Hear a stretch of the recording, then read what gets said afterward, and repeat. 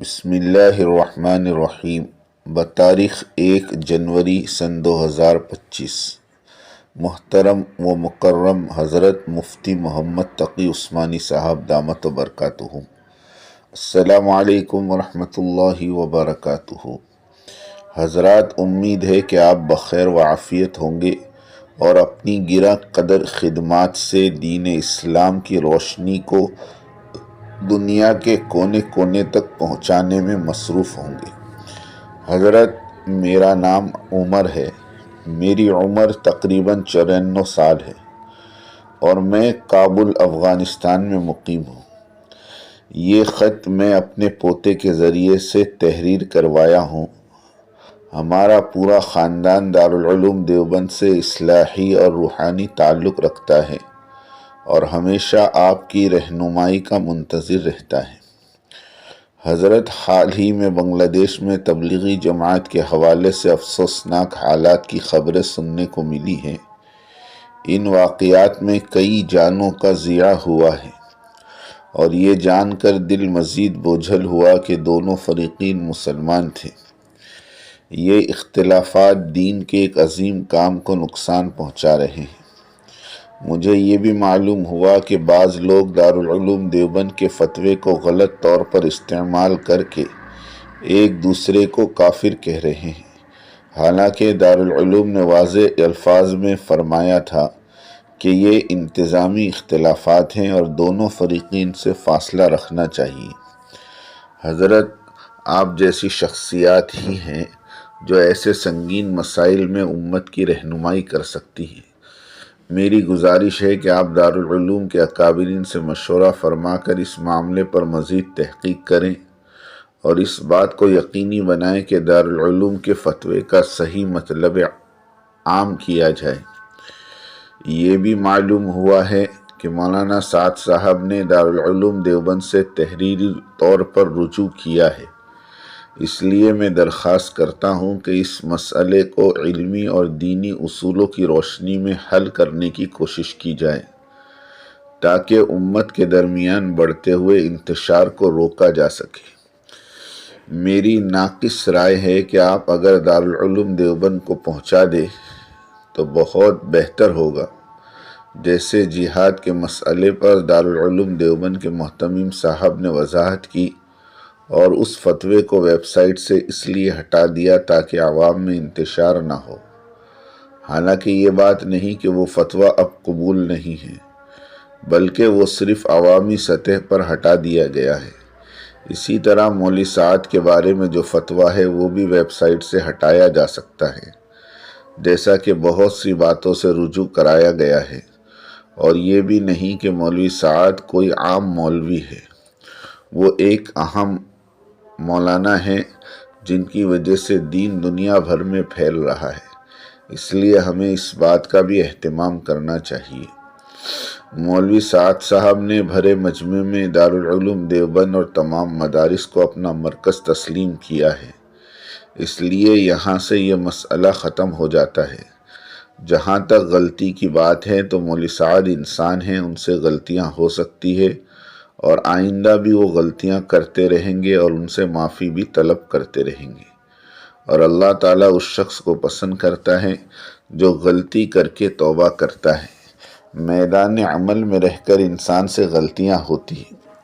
اب دارالعلوم دیوبند کو چاہیے کہ وہ مولانا سعد صاحب کے لیے خصوصی طور پر ایک کمیٹی تشکیل دے اور یہ کمیٹی صرف مولوی سعد صاحب کے ساتھ ہی رابطے میں رہے اور جو باتیں ان کے درمیان ہو وہ عوام میں نہ آئیں۔ اس طرح دارالعلوم دیوبند نصیحت کر پائے گا اور عوام میں کوئی انتشار نہیں ہوگا۔ حضرت، یہ رائے آپ دارالعلوم دیوبند تک پہنچا دے جس میں مولانا ارشد مدنی صاحب نے بنگلہ دیش میں علماء کے درمیان ایک بہت اچھا پیغام دیا، جس میں انہوں نے واضح کر دیا کہ مولوی سعد صاحب سے اب کوئی مسئلہ نہیں ہے، انہوں نے رجوع کر لیا، معاملہ ختم ہو چکا، اور جماعت کو دوبارہ جوڑنے کی بات کی۔ ہم سب کو مولوی الیاس صاحب رحمۃ اللہ علیہ کی فکر کو سمجھنے اور آگے بڑھانے کی ضرورت ہے۔ مولانا علی میاں ندوی رحمۃ اللہ علیہ اور دیگر اکابرین نے ان کی دعوتی جد و جہد کو جس طرح بیان کیا ہے وہ آج بھی مشعل راہ ہے۔ میری عاجزانہ درخواست ہے کہ آپ جیسے اکابرین اس مسئلے کے حل کے لیے رہنمائی فرمائیں۔ امت کو اس وقت اتحاد اور ہم آہنگی کی اشد ضرورت ہے۔ اللہ تعالیٰ آپ کو صحت، سلامتی اور دین کی خدمت کے لیے مزید توفیق عطا فرمائے۔ حضرت والا پھر ایک بنگلہ دیشی عالم کا جواب آیا جس میں آپ کے دستخط موجود ہیں۔ اس جواب میں مولوی سعد کے جواب کو دھوکہ قرار دیا گیا۔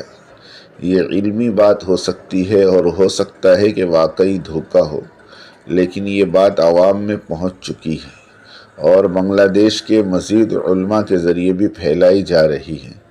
اس صورتحال میں خطرہ ہے کہ اس جواب کو ہتھیار بنا کر کسی گروہ پر بنگلہ دیش پر حملہ کیا جا سکتا ہے۔ حضرت، میں نے مدارس میں جو تعلیم حاصل کی ہے اس کے مطابق جب بھی دو پارٹیوں کے درمیان اختلاف ہو اور ایک پارٹی کی طرف سے دوسری کے بارے میں سوال کیا جائے تو میرے نزدیک کبھی جواب نہیں دینا چاہیے، چاہے وہ سوال کتنا ہی ضروری کیوں نہ ہو، اور اگر جواب دینا انتہائی ضروری ہو جائے تو وہ جواب ایسا ہو جس میں کسی کی نفی نہ ہو۔ یہ میں اس لیے عرض کر رہا ہوں کہ بنگلہ دیش میں جو ہو رہا ہے اس سے واضح ہے کہ اس قسم کے جوابات کو ہتھیار بنا کر دوسروں کو گمراہ اور کافر کہا جا رہا ہے۔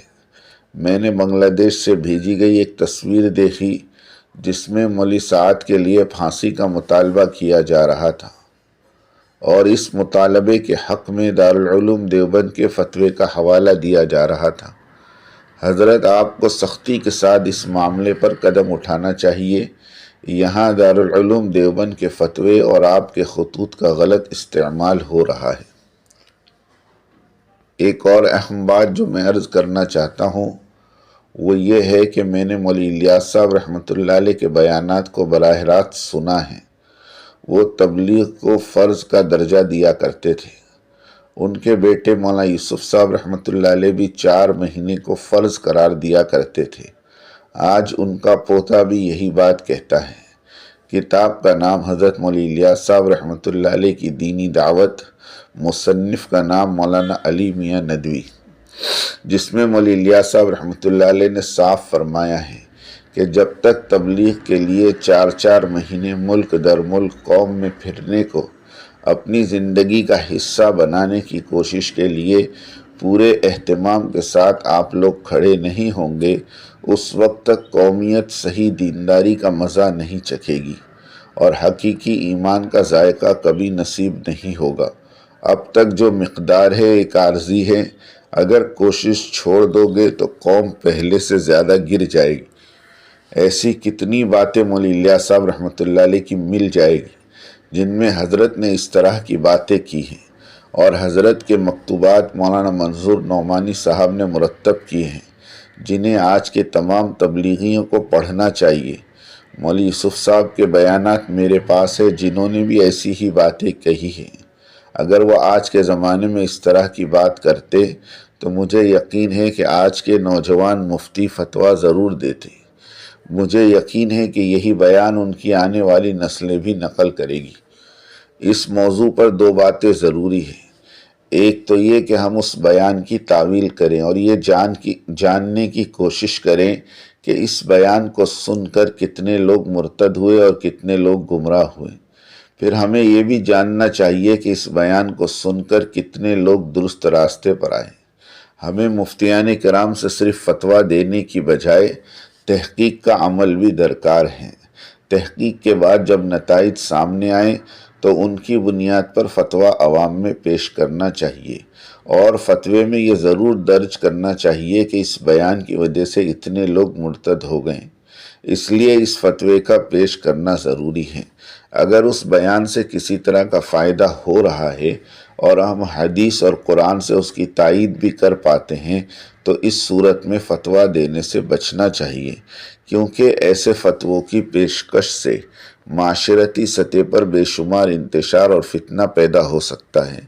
میں تمام علماء کرام سے یہ درخواست کرتا ہوں کہ دونوں پارٹیوں کے درمیان اتحاد قائم کرنے کی کوشش کریں۔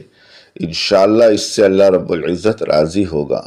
جیسے ماضی میں مولانا یوسف صاحب کے زمانے میں اختلاف ہوا تھا، لیکن اس وقت کے علماء نے اتحاد کو قائم رکھا۔ جو علماء نظام الدین مرکز کو چھوڑ گئے تھے انہوں نے اپنی الگ جماعت نہیں بنائی تھی، اس لیے اختلاف دب گیا۔ آج اختلاف ختم اس لیے نہیں ہو پا رہا کہ جو علماء نظام الدین مرکز کو چھوڑ کر گئے انہوں نے اپنی علیحدہ جماعت بنا لی ہے۔ اسی وجہ سے یہ شورش پوری دنیا میں پھیل رہی ہے۔